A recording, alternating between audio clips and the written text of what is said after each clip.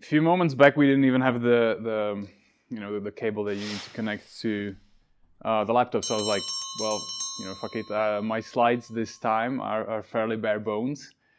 I'm gonna get to the point why in a bit, because it actually makes sense from the perspective of the presentation. I'm seeing so many new faces, which is amazing. So I didn't expect that. I didn't prepare a slide about me, so I'm just gonna very briefly introduce myself. So as Petra has said, she said that I'm a co-founder of Pawn, of the lending protocol. Before that, I've started in DeFi in about 2017. After experimenting with a bunch of entrepreneurial ventures, I would say.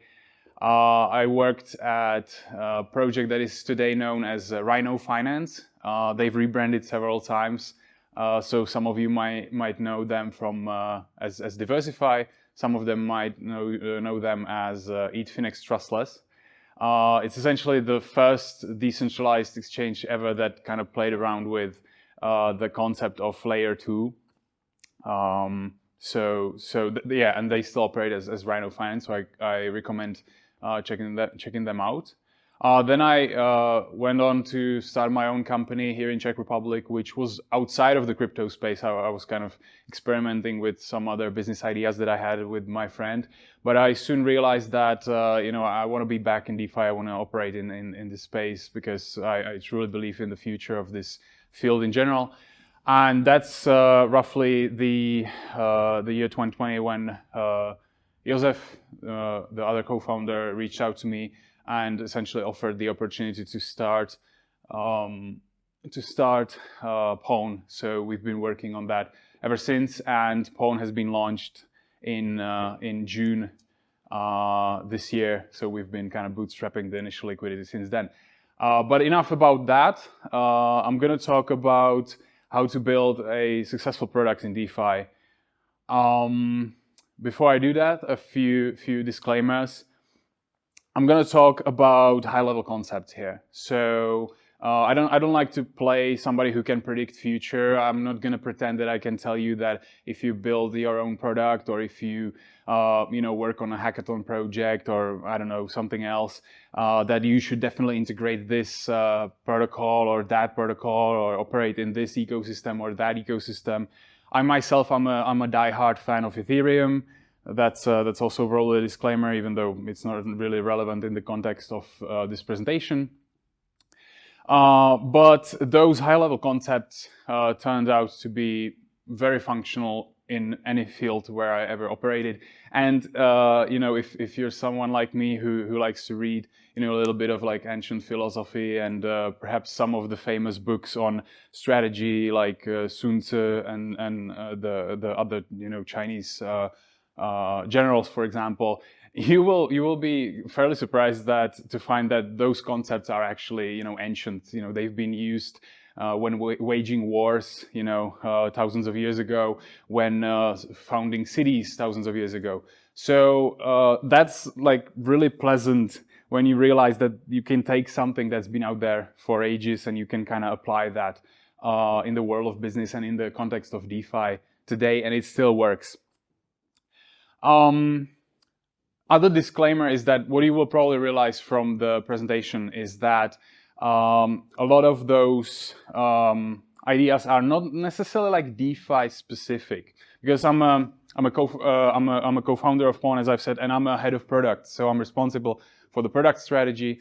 And I believe that the DeFi ecosystem in general, it behaves differently from the traditional finance segments when it comes to, for example, building a team of the talented people who help you build a product. It works differently when it comes to, for example, marketing your product to the audience that is currently kind of the core audience in DeFi.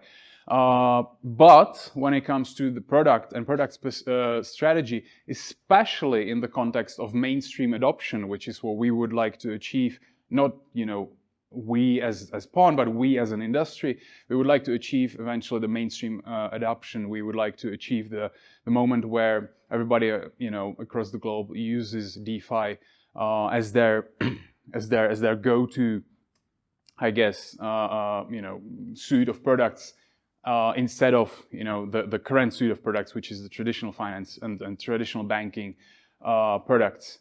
And so from that perspective, from the perspective of like mainstream adoption, I think it doesn't matter if we talk about DeFi, if we talk about traditional finance, if we talk about, I don't know, like food delivery, like those concepts behave in the same way.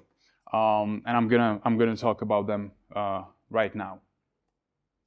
So the first one, and who has seen some of my previous presentations, you know that sometimes I like to play around with the slides a lot, with like elaborate visualizations. But I would like to keep things simple in this presentation. This scale, or like balance scale or weight scale, I call that. This is essentially the only one where I couldn't come up with a proper name, so I came up with just something random. I call this the scale of adoption.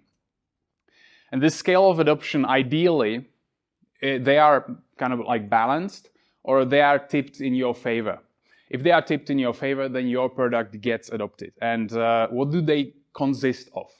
So on one side, you have the value of your product. Like, what is the value that your product brings to the customers? It could be, that the product makes them some money. It could be, it helps them in some way, it gets their job done, it makes their life easier in some way. I'm not going to elaborate on this because you all know what your product does. If you're a project founder, you have worked on some project during some hackathon, you're a member of a DAO maybe, and the DAO develops some project. So you are very well familiar with like what is the value proposition of your product.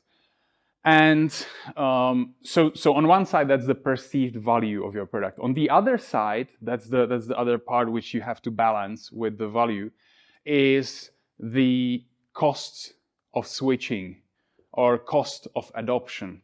I've already talked about this concept during one of my previous presentations. I believe it was UTXO last year or something like that.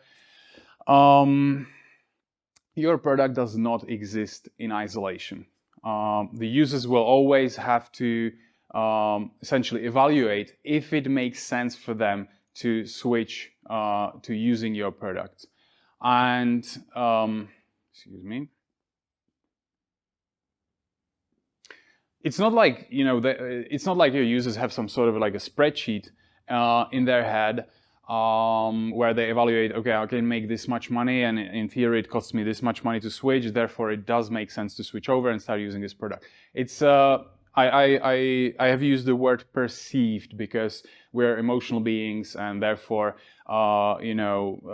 it's what we think is the benefit, what we think is the perceived cost. And right now, DeFi, like any crypto project right now, has massive perceived cost of switching to using this product, right? So if you're someone in, if you're someone in using traditional finance, traditional banking, you haven't used crypto before, and you only, consume content about crypto through traditional media, through your friends maybe who told you about crypto or something like that.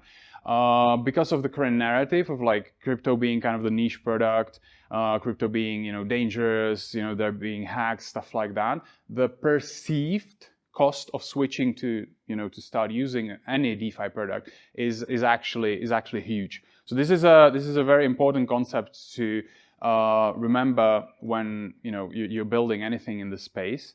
We have a major uphill battle when it comes to, for example, wallets, right? So all of our friends and parents are used to essentially, just logging into somewhere using their email, and if they forgot the password, they can like reset it in like 2 minutes and stuff like that.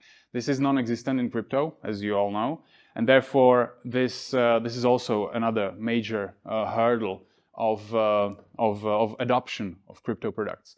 And so when you think about how to ensure that your products get actually adopted when you build something. Most people and most teams think about how do we maximize the value.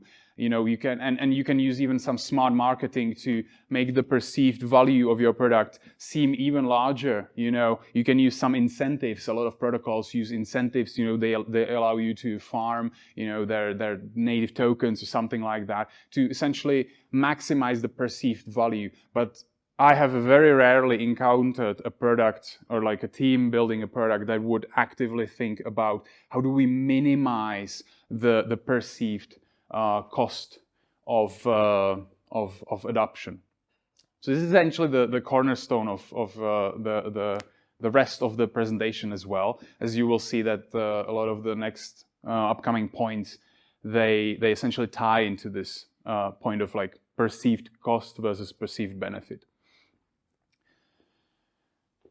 The next point is that we should always strive to keep things simple, keep things, zen, keep things, I guess, chill. I've recently read a tweet of someone talking about the consulting industry, and the tweet read something along the lines of, in every field, in every industry, there is a small subset of almost embarrassingly simple actions that you can take that will bring you 80% of the result. And it's all the fancy, complex, bells and whistles at the end that cost you a lot of money, a lot of effort, a lot of, perhaps human resources, a lot of struggle, that only bring you the final 20%. Yet, oftentimes you see products, especially in DeFi, especially in this industry, because everything that's in the space currently has been built by brilliant engineers. Like, undoubtedly, the smartest people in the entire world have been working really hard, insanely hard, to build like the DeFi products that we know today. And as essentially a product of this effort, you sometimes get unnecessarily complex protocols, unnecessarily complex products. And if you think back to what I said previously, if you make something complex, even if you make it like 10% more valuable, but you significantly increase the overall complexity by adding additional layers to a product and everything like that, you are only hurting yourself when it comes to mainstream adoption. So I think all of you know Uniswap, for example. So Uniswap, I think, is an absolute brilliant product on multiple levels.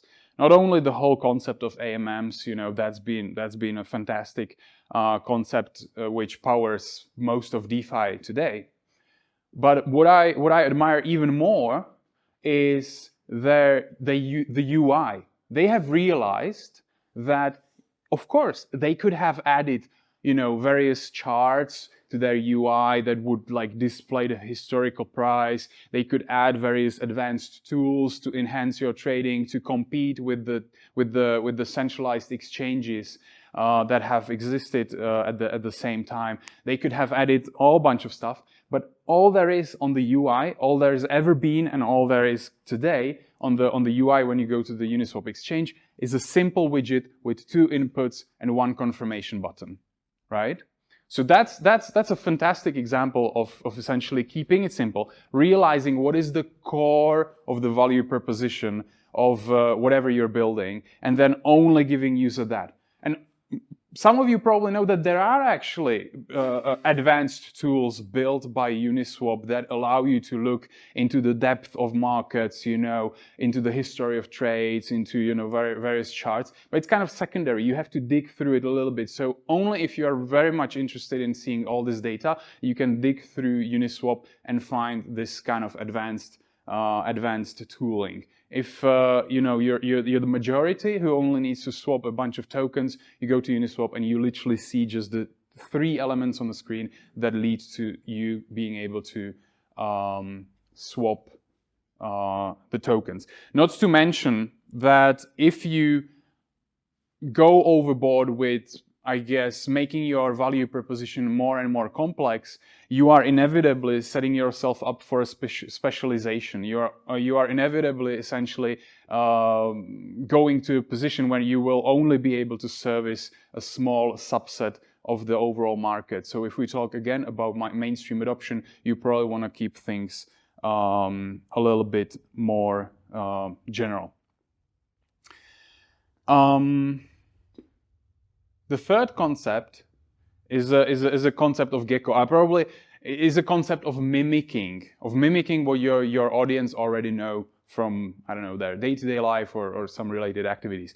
I probably have a massive loss here because I could have used the CoinGecko logo here. But anyways, so again, this, if you think about it, is very much related to what I was saying at the very beginning. What is the cost of the person switching to using your product instead of what they have been doing right now? So as I said, nothing is in isolation. Like, it's not like, you know, your target audience right now is sitting at home staring at the blank white wall and waiting for you to deploy, you know, your product so they can start using it. That's not how it works. We all know that. They are using something else. Even if it's a stupid messenger and you're building a financial application and you want them to, you know, start using your thing, to a certain degree, you are competing with the messenger application because that's what their minds, their mind capacity goes to right now. Their focus and energy goes to right now. So this, I believe, this concept of essentially making it easy to switch to your application by making your application in some aspects similar to what your audience already knows, is why CeFi and traditional finance essentially, or okay, I forgot one disclaimer. I wanted to say that I'm kind of using the CeFi and traditional finance interchangeably.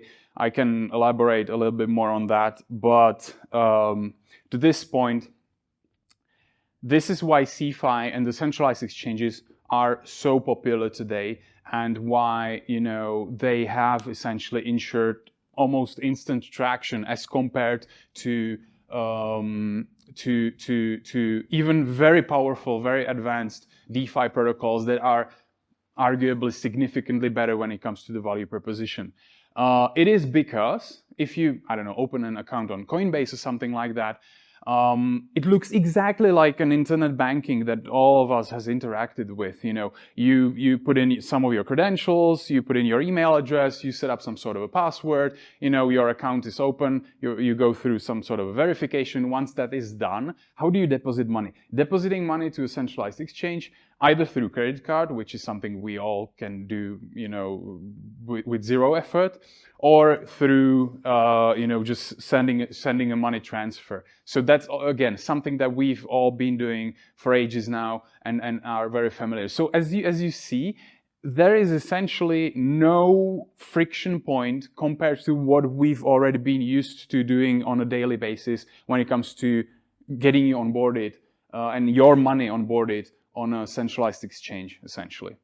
So that's where I believe DeFi has a huge gap, especially because of the wallet, of the whole concept of a wallet, which of course is a powerful concept and is what DeFi is about technically, but the way how it's currently managed, I guess how your private keys are currently managed, that's still a major hurdle.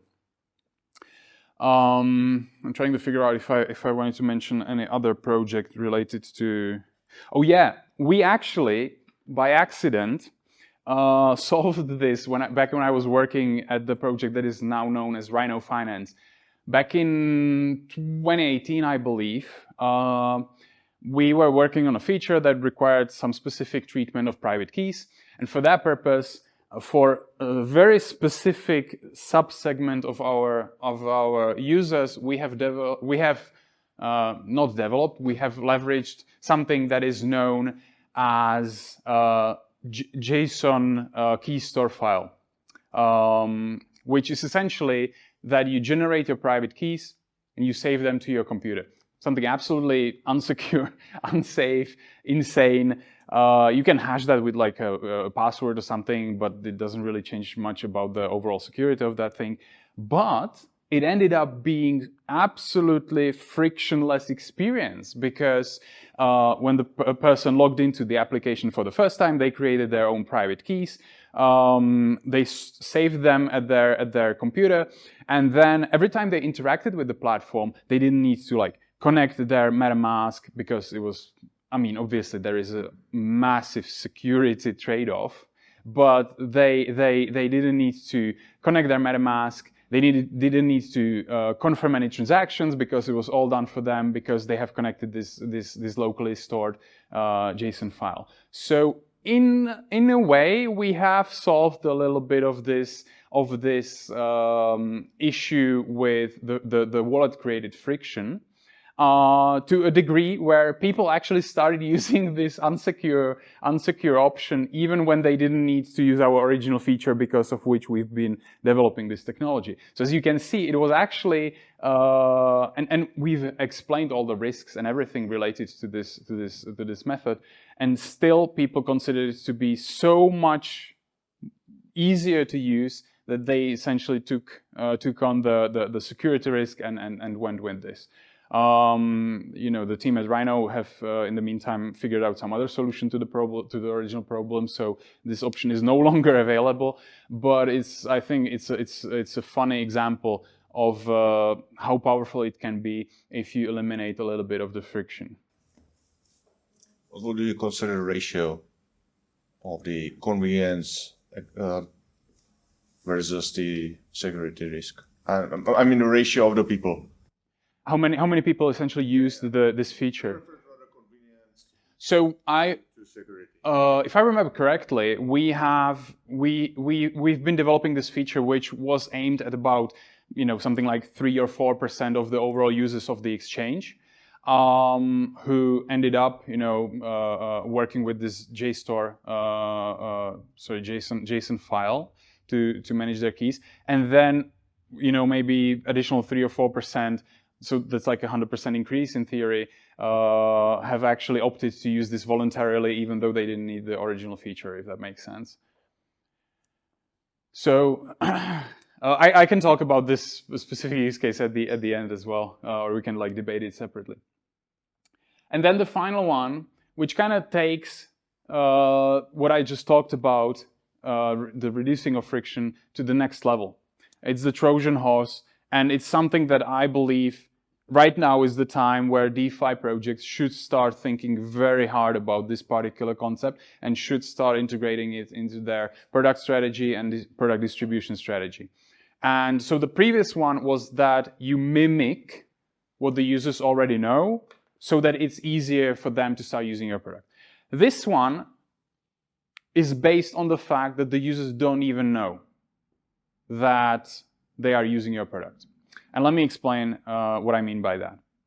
So I practice martial arts, and as such, I recently looked into the history of UFC, Ultimate Fighting Championship, which is essentially the premier league for mixed martial arts. And they actually had a fairly rough starts because nobody wanted to put their content into the TV. They knew that they need the television channels to help them promote the brand because of its reach. And they also knew that if they get any channel to air their shows, essentially, people would love it. They just knew, but nobody wanted to do that. And at the same time, even one of the most famous senators in the US actually proactively went out against, you know, mixed martial arts in general, lobbied to get it banned and stuff like that.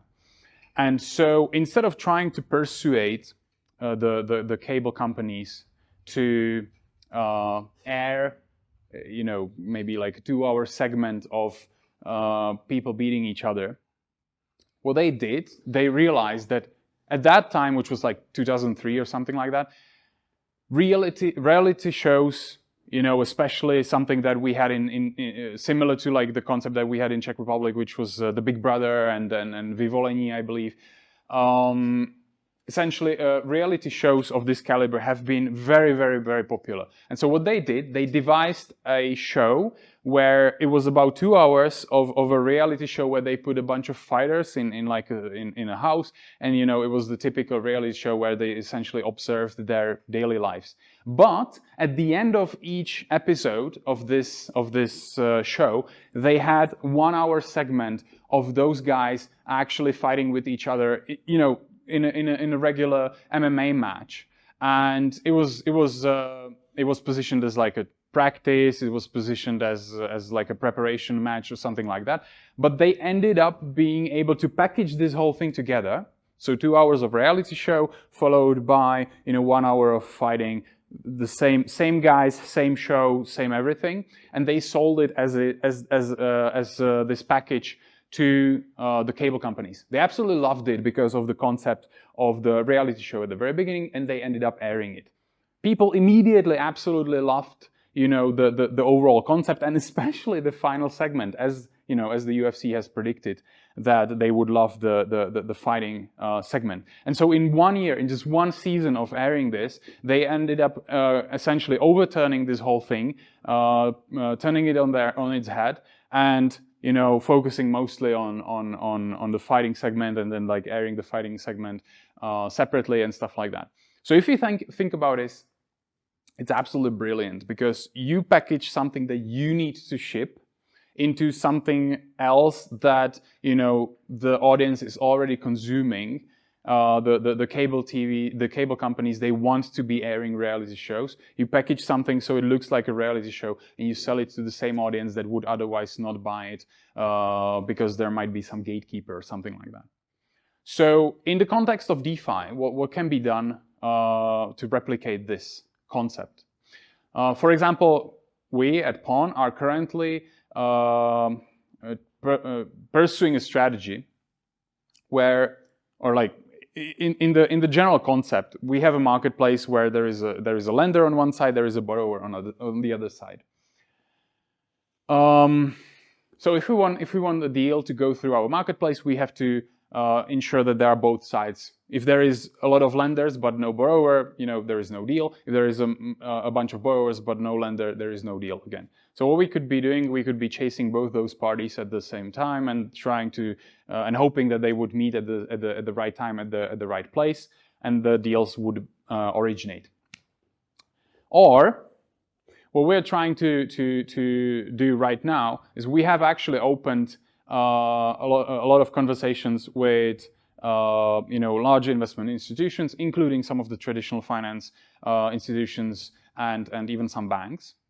And what we would like to do is essentially package our product offering in a structured financial product, sell it to them, sell it to their private equity funds, for example, where they could, start generating yield through our markets, and we would essentially automate the whole lender side of the deal, because we would be potentially working with the liquidity essentially for them, and then selling it to them in a pre-packaged way, in a structured product that has very, very well defined criterion, so that they can then take it and sell it to their clients, who are starting to show some interest in getting exposure towards essentially crypto products and stuff like that. And suddenly, instead of either going directly to the users and trying to onboard them as lenders, or going to the financial institutions and trying to get them to operate directly on our markets as lenders, we can do it for them, and we can essentially structure this as a product and get them automatically, and then we only care about one side of the equation. Go ahead. Thank you. But I have a question. Isn't it one of the biggest advantage of crypto that you can actually use it for cold start problems, like launching the marketplace? And because the cold start problems in traditional financial place, it's very hard to give your users some of the stakes. So this is the biggest advantage of crypto, no? Giving your users some of the tokens of the platform to kind of overcome the risks that are connected with the unsecured and unaudited protocol and so on. So for me, it's this is sorry to say it, but so Web2. Well, it is. So, like, and you have this like massive tool that no other Web2 startup has. So, I mean, like using tokens to kind of like overcome this cold start problem, and you are like keeping this tool in your toolbox. That's not. I thank you for the point. That's not exactly what we're doing, because I can clarify. So we are starting a DAO. The DAO is going to have some token capabilities. However, what is essentially our problem is that we would never ever be able to raise as much money as we need to essentially effectively operate the marketplace through, I don't know, like selling the token or something like that. So we are keeping the token optionality essentially for, you know, governance purposes, for incentives within the community and stuff like that. And we are essentially building this Trojan horse and then essentially leveraging, you know, the funds that the Web2 people are sitting on, or like the TradFi people are sitting on, for our own purpose, so that we can further boost the DeFi ecosystem. So we're essentially onboarding this, we're speeding up the onboarding of TradFi capital into the ecosystem through our market. But we are, of course, we are working with, you know, we're designing a tokenomics to support the overall like DAO structure and everything. So that's also being worked on. So yeah, the Trojan horses. I'm more than happy to discuss this concept afterwards. I'm probably already taking up a little bit too much time. Oh yeah, one final thing. I've mentioned, even I used the keyword war a few times. I've used the keyword strategies a few times, the Trojan horse and everything. There is this narrative brewing in DeFi that the DeFi ecosystem right now is actually at war, is actually under siege by you know, the traditional finance institutions, the legacy establishment essentially, and more people are essentially waking up to this realization. For that purpose, we are organizing an event this June in Prague. It's called Prague DeFi Summit, which is essentially going to be, let me actually show the slide. You can scan this QR code, which brings you to our website. You can join the Twitter or Telegram groups. I would recommend probably both. It's going to be 6th of June. I already have speakers from all the main protocols of DeFi on board: Maker, Aave, DeFi Saver, CowSwap, you know, all the big names. And essentially the goal is that over 2 days, that is 6th and 7th, all those DeFi titans, all coming up startups are gonna, you know, travel to one place to essentially showcase what DeFi is already capable of today, and then and share like visions of what could be done over the foreseeable future. And then on the final day, there is going to be actually a round table. The round table is going to be a culmination of a community discussion that is now, you know, slowly getting started, about how to approach the relationship between DeFi, crypto, the Web3 in general, and the traditional and the legacy institutions. Should we, as an industry, coordinate and go to war and, you know, apply the scorched earth policy and just build everything from scratch ourselves and fuck it, we will do it ourselves? Should we, you know, try some negotiation and should we try to get actually the legacy institutions on board to get them to work for us maybe in some way? Or should it be something in between? Should we build a proverbial Trojan horse and somehow, you know, disrupt them from within? So I welcome you to join the discussions. I guess if you join the Twitter or Telegram, all info is going to be shared there. And then I welcome you, of course, to attend. It's going to happen here in La Fabrica and in the venue that's just across the street, the Vnitroblock, in June. So yeah, and I'm also on Twitter or Telegram. So if you want to reach out, definitely let's chat. Thank you for your attention. Hi there, my name is Radek. As you can see, I've been working on the other side, for a couple of decades, I would say, already. And then I switched the sides into the DeFi. So I do have some background and the experience in the banking finance. And then I realized that it could be applied to the decentralized finance as well. I might have some points to what you said, but I will follow my presentation here. Anyway, how many people over here understand Czech? I was speaking English, but there are some things in Czech. So if I will need to translate the things, okay. So this is something like a comparison of the capability of DeFi versus traditional finance. If you think about the mobile banking or what we dinosaurs used before, the internet banking, typically you have offers like this. What it says are the accounts, payments, loans and mortgages, investments, some insurance. This is some additional stupidity which some bank did. But what you can see here are like 3 options or 3 kinds of capabilities for the retail from 3 different banks. I will not tell you which banks those are, but basically those options are very, very similar, almost the same. So this is the offering. That was the offering from the traditional finance. Then when you would think about this country, this jurisdiction over here, this number over here, 27 banks stopped their operations since 90s. 27 stopped fully. Either they were merged or they were closed, they were liquidated. So the number is from last year because the last year was the, it was the last example of the Sberbank. And even in the Sberbank, you can see the same capabilities, but it stopped. There was the run on the bank, and we have similar examples in the late 90s in this jurisdiction over here, where there was like a huge problem of the financial sector.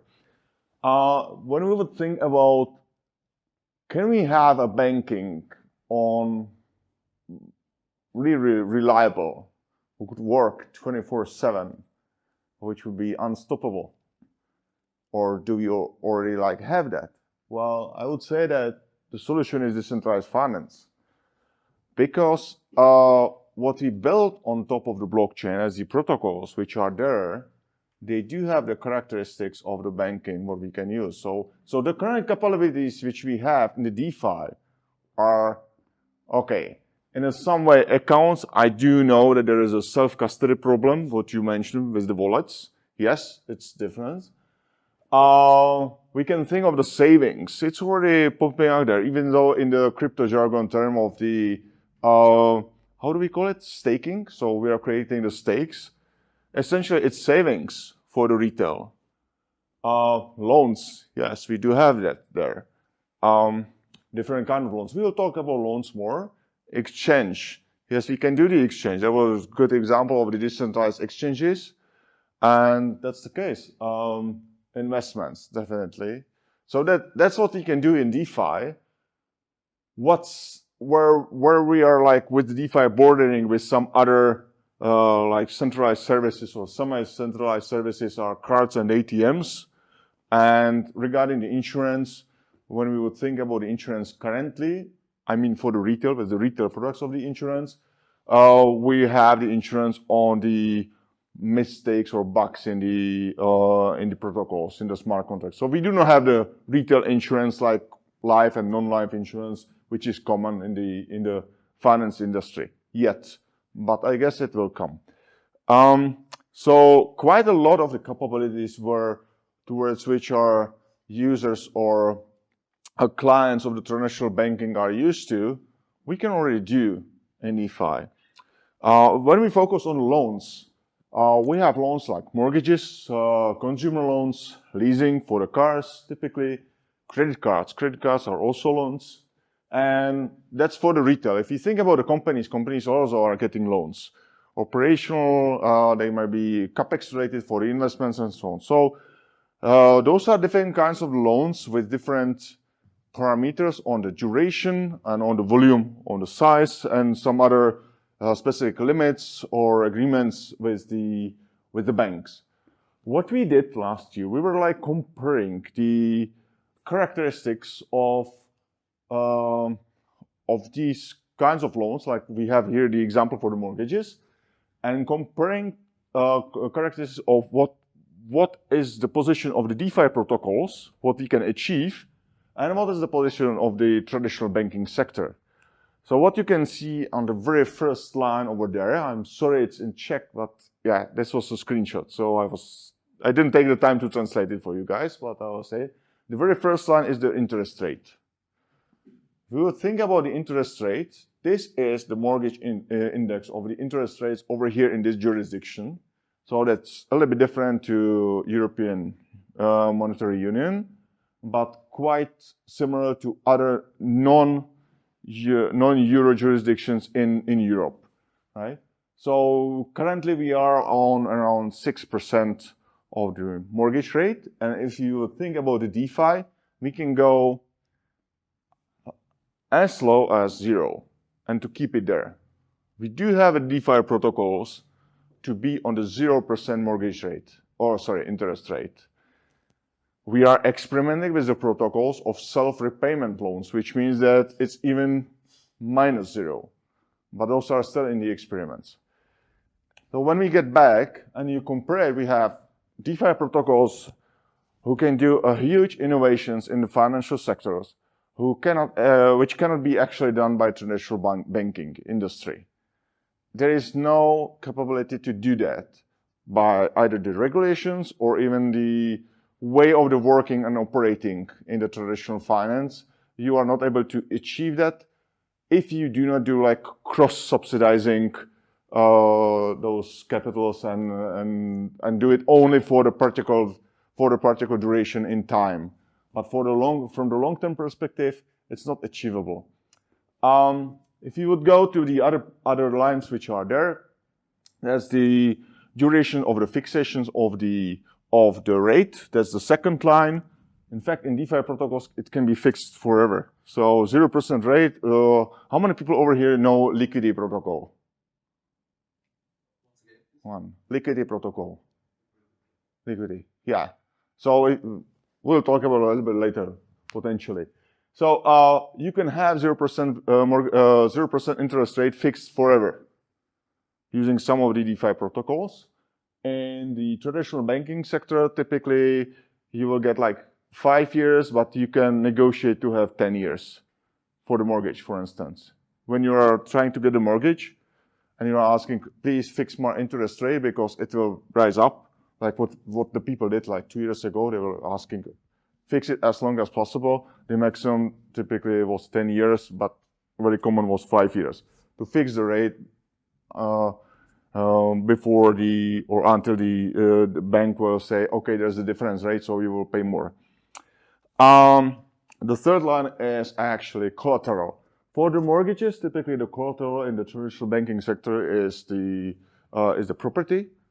For the DeFi protocols, the over-collateralized protocols to actually do the lending is crypto. So that's this small difference. Regarding the fourth line, that's actually the maximum of what you can borrow. So the ratio of loan to value. Typically in the traditional banking, you have up to 90%. It's for them, it's better if it's like 80%.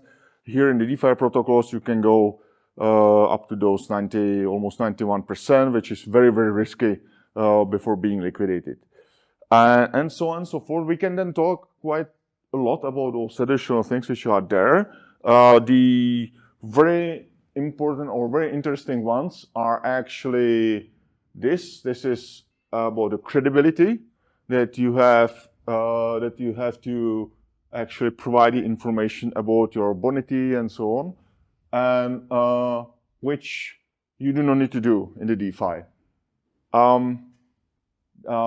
Additionally, a very interesting thing is actually the record into the credit registers. If you think about in how many places is your record regarding your mortgage, it's quite about many places. There are several credit registers in each jurisdictions, and everywhere actually the information about that is stated. When you're using DeFi protocols, there is zero, nada. So it doesn't influence your credibility for whatever else you want to do in a traditional finance. Regarding the mortgage, yeah, because you're actually using your property as the collateral, then it means that actually the property has a record in the cadastre for the fact that you owe the money to the bank, and that it is the collateral. In the DeFi, obviously there is nothing like that. It's very common in the traditional banking and traditional finance that in order to have like good mortgage rate or interest rate, you have to fulfill several additional conditions. Those are like, you have to have a additional current account and do monthly turnaround on that account. So those are like really, really additional, sometimes annoying things which you have to do, otherwise there will be some penalties or something like that.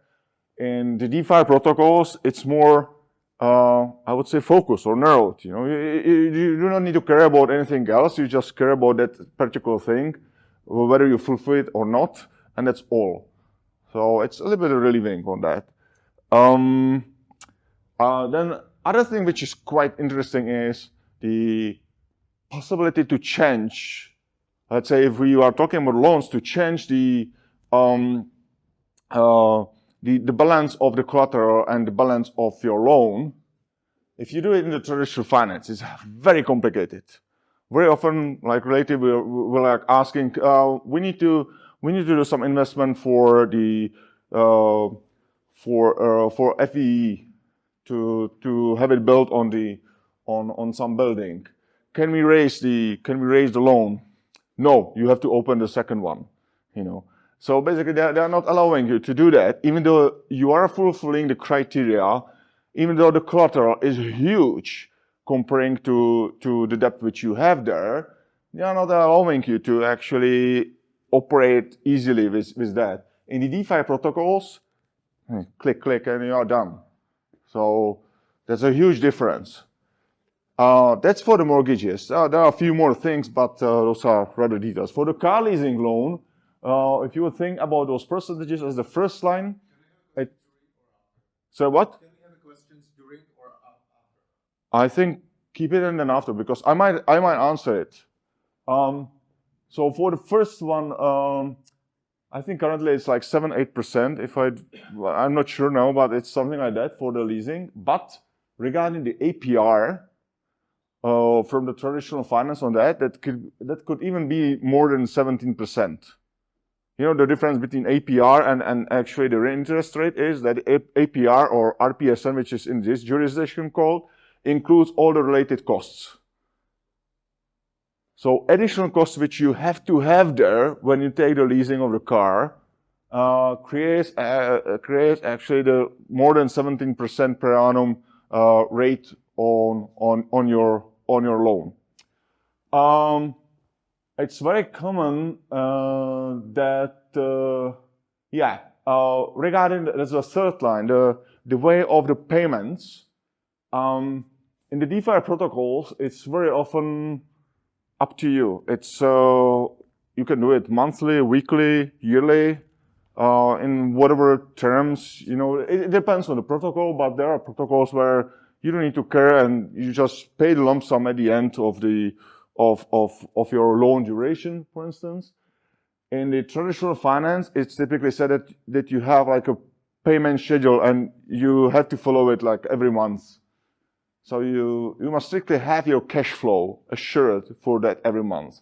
This is also quite relieving when you use the DeFi protocols, that suddenly you say, this month's cash flow is, you know, that was too much volatile.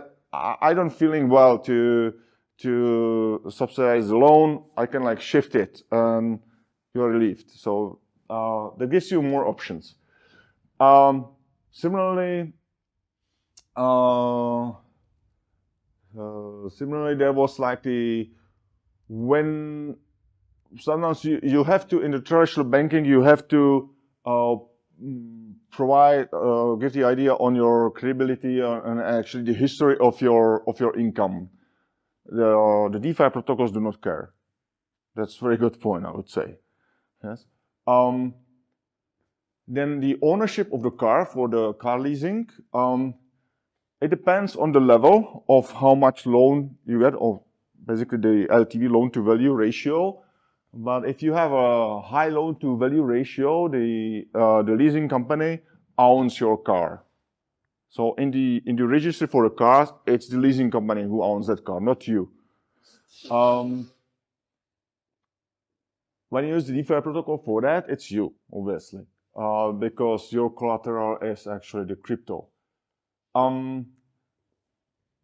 Okay, that we discussed. There are the other aspects which are very similar to mortgages. So those benefits are even in this case.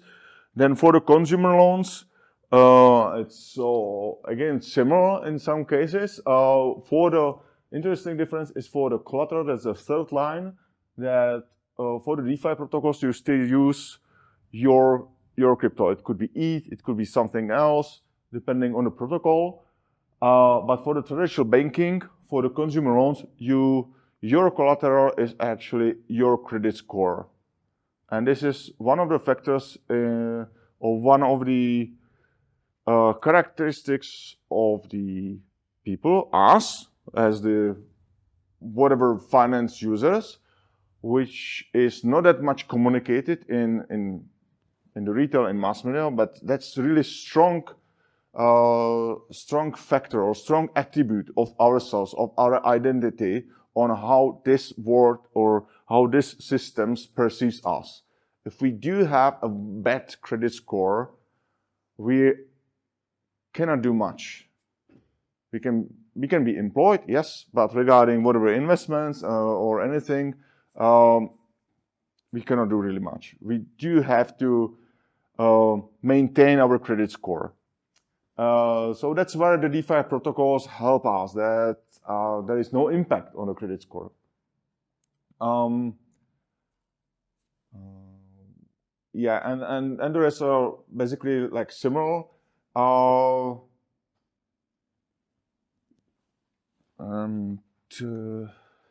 So just to give you the examples, because you mentioned that you don't know those protocols, one of the strongest ones are Aave, Compound, and Maker. Why Maker? Because the Maker DAO, you are creating DAI, and that's, I think it's almost like $7 billion US now, which was minted. So you can think in the billions of USD in the total value of the use there. These are just the examples. It's not exhaustive list on what protocols can be used. When we discuss the 0%, it's the liquidity protocol, where you can have mortgages with 0%. And then we have here the pawn protocol, which where you can use some other assets, if I understood it correctly, to actually have it as the collateral. So instead of the typical that you would lock your ETH or something, you can have NFTs, you can have like some specific other NFTs as unique rights or anything else for using it as a collateral and lending your out something what you need for whatever case. When you think about the DeFi and the potential of that, if it's easy to use, so that's where I can reflect one of your concepts which you mentioned, which I fully follow. Sorry for the graph that it's too bright over here, but this is like year 2014 for the crypto and 1990 for the internet. The green line is actually the adoption of the internet in 90s up till 2000, before the internet crash, I would say. And you can see the blue line, how it follows for the crypto adoption. I strongly believe in that the adoption is literally there. We are somehow, now we are somewhere in 98 of the internet adoption. If you would dig back into like doing your digital archaeology and trying to find out what were the mass media information about the internet. I do remember even it was like year 2000 when the Czech TV was mentioning source internet. They didn't mention source CNN.com or something like that. They mentioned source internet. One lady was stating on the internet, that's stupid like that. In 2000, in 98 or these years, the articles in the news were saying like, the newspapers or telco companies want to ban the service providers of the internet service providers because the internet is threatening their business models, something like that. So it's like déjà vu, going again in the same, but for the crypto space. For the understanding the context of the volume or the size, at least in Europe, we are talking about more than 400 million people who are banked. So these people can be addressed regarding crypto and the DeFi, because we, as the banked people, we are used to use the banking, the way of the working online. Yeah, and that's the reason why we said, okay, the point was easy to use, or the DeFi, which sometimes due to the terminology and so on, is difficult. So that's why we, as the community over here, the DeFi community, realized that it was the time to create what we call Opus Finance, which is banking-like experience as a curator of the protocols. So we select the protocols which are audited, safe, and has other good characteristics for the particular financial use cases. And to create the banking-like experience of the user interface for interacting with those protocols, providing the people, giving them the insights into related risks, overall risk, or even particular risk, individual risk on how the person actually operates with that, and given the other means on how to work with the DeFi easily. We launched last June on top of the liquidity protocol, which, if you have your mobile, you can already try it and you can see, okay, I can do some loan with the 0% interest rate. So that was about the DeFi versus traditional banking. I do thank you for your attention. Yes, there will be questions, I understand. Just a short notices. I'm also co-organizer of the BAYC, which is a regular meetup for the smart contract developers. It's a monthly meetup. We will have in 24th, I guess, of January. So that's one notice, and the second notice is that I managed to discuss with Chainlink to create a feed for the Czech forex rate to have that on chain. So somehow in our products we can consume this rate and do like conversion into understanding what's the Czech krona versus whatever other crypto is there. So USD here serves as the proxy for understanding what is the value of the krona versus something else. Yeah, so thanks for the attention, and please, questions.